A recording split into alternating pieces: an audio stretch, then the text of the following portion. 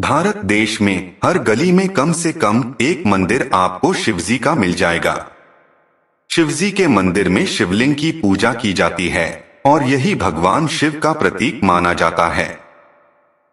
शिवलिंग की पूजा करने के लिए अन्य देवी देवताओं के मंदिर की तरह किसी पुजारी या विद्वान की जरूरत नहीं पड़ती। देश भर में कई प्राचीन शिवलिंग है, जो कुछ स्वयंभू हैं तो कुछ मानव द्वारा निर्मित हैं। हिंदू धर्म में भगवान शिव की पूजा शिवलिंग और ज्योतिर्लिंग दोनों रूपों में की जाती है। ज्यादातर लोगों को शिवलिंग और ज्योतिर्लिंग के बीच का अंतर नहीं पता है। शिवलिंग पूरी दुनिया में हर जगह मिल जाएंगे, लेकिन ज्योतिर्लिंग सिर्फ 12 हैं। आइए जानते हैं शिवलिंग और ज्योतिर्लिंग में क्या अंतर है। सबसे पहले जानते हैं शिवलिंग के बारे में।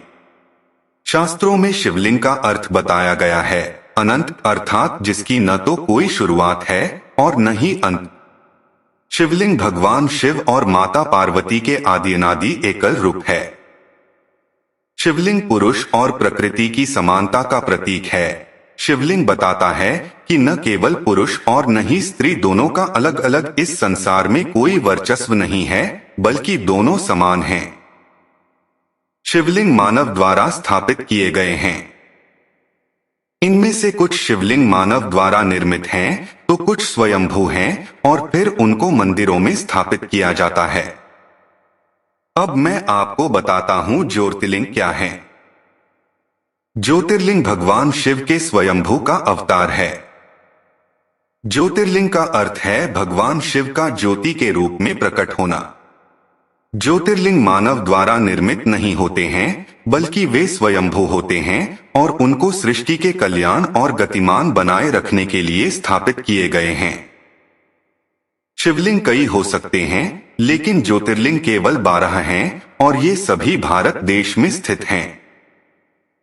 कहा जाता है कि जहां जहां ज्योतिर्लिंग हैं, वहां भगवान शिव ने स्वयं दर्शन दिए हैं और वहां एक ज्योति के रूप में उत्पन्न हुए थे। 12 ज्योतिर्लिंग की वजह से पृथ्वी का आधार बना हुआ है और इसी कारण वह अपनी धुरी पर घूम रही है। साथ ही इसी की वजह से पृथ्वी पर जीवन यापन बना हुआ है। दोस्तों, मैं आपको भगवान शिव के प्रथम ज्योतिर्लिंग के बताने जा रहा हूं। शिव पुराण के अनुसार सोमनाथ ज्योतिर्लिंग भगवान शिव का प्रथम ज्योतिर्लिंग है। पुराणों में सोमनाथ ज्योतिर्लिंग की स्थापना से संबंधित कथा इस प्रकार है। जब प्रजापति दक्ष ने अपनी सभी 27 पुत्रियों का विवाह चंद्रमा के साथ कर दिया, तो वे बहुत प्रसन्न हुए। पत्नी के रूप में दक्ष कन्याओं को प्राप्त कर चंद्रमा बहुत शोभित हुए और दक्ष कन्याएं भी अपने स्वामी के रूप में चंद्रमा को प्राप्त कर सभी कन्याएं भी इस विवाह से प्रसन्न थी। चंद्रमा की उन 27 पत्नियों में रोहिणी उन्हें सबसे ज्यादा प्रिय थी, जिसको वे विशेष आदर तथा प्रेम करते थे। उनका इतना प्रेम अन्य पत्नियों से नहीं था। चंद्रमा की अपनी तरफ उदासीनता और उपेक्षा का देखकर रोहिणी के अलावा बाकी दक्ष पुत्रियां बहुत दुखी हुई। वे सभी अपने पिता दक्ष की शरण में गईं और उनसे अपने कष्टों का वर्णन किया। अपनी पुत्रियों की व्यथा और चंद्रमा के दुर्व्यवहार को सुनकर दक्ष भी बड़े दुखी हुए। उन्होंने चंद्रमा से भेंट की और शांतिपूर्वक कहा, कलानिधे, तुमने निर्मल व पवित्र कुल में जन्म लिया है, फिर भी तुम अपनी पत्नियों के साथ भेदभावपूर्ण व्यवहार करते हो। तुम्हारे आश्रय में रहने वाली जितनी भी स्त्रियां हैं, उनके प्रति तुम्हारे मन में प्रेम कम और अधिक, ऐसा सौतेला व्यवहार क्यों है? तुम किसी को अधिक प्यार करते हो और किसी को कम प्यार देते हो, ऐसा क्यों करते हो? अब तक जो व्यवहार किया है वह ठीक नहीं है, फिर अब आगे ऐसा दुर्व्यवहार तुम्हें नहीं करना चाहिए। जो व्यक्ति आत्मीयजनों के साथ विषमतापूर्ण व्यवहार करता है, उसे नरक में जाना पड़ता है। इस प्रकार प्रजापति दक्ष ने अपने दामाद चंद्रमा को प्रेम पूर्वक समझाया और चंद्रमा में सुधार हो जाएगा, ऐसा सोच प्रजापति दक्ष वापस लौट आए। इतना समझाने पर भी चंद्रमा ने अपने ससुर प्रजापति दक्ष की बात नहीं मानी। रोहिणी के प्रति अतिशय आसक्ति के कारण उन्होंने अपने कर्तव्य की अवहेलना की तथा अपनी अन्य पत्नियों का कुछ भी ख्याल नहीं रखा और उन सभी से उदासीन रहे। दोबारा समाचार प्राप्त कर प्रजापति दक्ष बड़े दुखी हुए। वे पुनः चंद्रमा के पास आकर उन्हें उत्तम नीति के द्वारा समझने लगे। दक्ष ने चंद्रमा से न्यायोचित बर्ताव करने की प्रार्थना की। बार बार आग्रह करने पर भी चंद्रमा ने अवहेलना पूर्वक जब दक्ष की बात नहीं मानी, तब उन्होंने चंद्रमा को शाप दे दिया। दक्ष ने कहा कि मेरे आग्रह करने पर भी तुमने मेरी अवज्ञा की है, इसलिए तुम्हें क्षय रोग हो जाए। दक्ष द्वारा शाप देने के साथ ही क्षण भर में चंद्रमा क्षय रोग से ग्रसित हो गए। उनके क्षीण होते ही सर्वत्र हाहाकार मच गया। सभी देवगण तथा ऋषिगण भी चिंतित हो गए। परेशान चंद्रमा ने अपनी अस्वस्थता तथा उसके कारणों की सूचना इंद्र आदि देवताओं तथा ऋषियों को दी।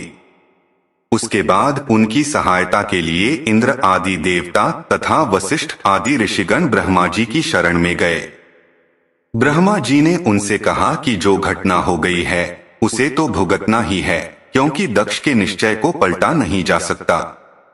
उसके बाद ब्रह्मा जी ने उन देवताओं को एक उत्तम उपाय बताया। ब्रह्मा जी ने कहा कि चंद्रमा देवताओं के साथ कल्याणकारक शुभ प्रभास क्षेत्र में चले जाएं। वहां पर विधि पूर्वक शुभ मृत्युंजय मंत्र का अनुष्ठान करते हुए श्रद्धापूर्वक भगवान शिव की आराधना करें। अपने सामने शिवलिंग की स्थापना करके प्रतिदिन कठिन तपस्या करें। इनकी आराधना और तपस्या से जब भगवान भोलेनाथ प्रसन्न हो जाएंगे तो वे इन्हें क्षय रोग से मुक्त कर देंगे। पितामह ब्रह्मा जी की आज्ञा को स्वीकार कर देवताओं और ऋषियों के संरक्षण में चंद्रमा देवमंडल सहित प्रभास क्षेत्र में पहुंच गए। वहां चंद्रदेव ने मृत्युंजय भगवान की अर्चना वंदना और अनुष्ठान प्रारंभ किया। वे मृत्युंजय मंत्र का जप तथा भगवान शिव की उपासना में तल्लीन हो गए। ब्रह्मा की ही आज्ञा के अनुसार चंद्रमा ने 6 महीने तक निरंतर तपस्या की और वृषभ ध्वज का पूजन किया। 10 करोड़ मृत्युंजय मंत्र का जप तथा ध्यान करते हुए चंद्रमा स्थिर चित्त से वहां निरंतर खड़े रहे। उनकी तपस्या से भक्त वत्सल भगवान शंकर प्रसन्न हो गए। उन्होंने चंद्रमा से कहा, चंद्रदेव, तुम्हारा कल्याण हो। तुम जिसके लिए यह कठोर तप कर रहे हो उस अपनी अभिलाषा को बताओ। मैं तुम्हारी इच्छा के अनुसार तुम्हें उत्तम वर प्रदान करूंगा। चंद्रमा ने प्रार्थना करते हुए विनय पूर्वक कहा, देवेश्वर, आप मेरे सब अपराधों को क्षमा करें और मेरे शरीर के इस क्षय रोग को दूर कर दें। भगवान शिव ने तपस्या से प्रसन्न होकर चंद्रदेव से वर मांगने के लिए कहा। इस पर चंद्रदेव ने वर मांगा कि हे भगवान, आप मुझे इस श्राप से मुक्त कर दीजिए और मेरे सारे अपराध क्षमा कर दीजिए। इस श्राप को पूरी से समाप्त करना भगवान शिव के लिए भी संभव नहीं था। आठ मध्य का मार्ग निकाला गया।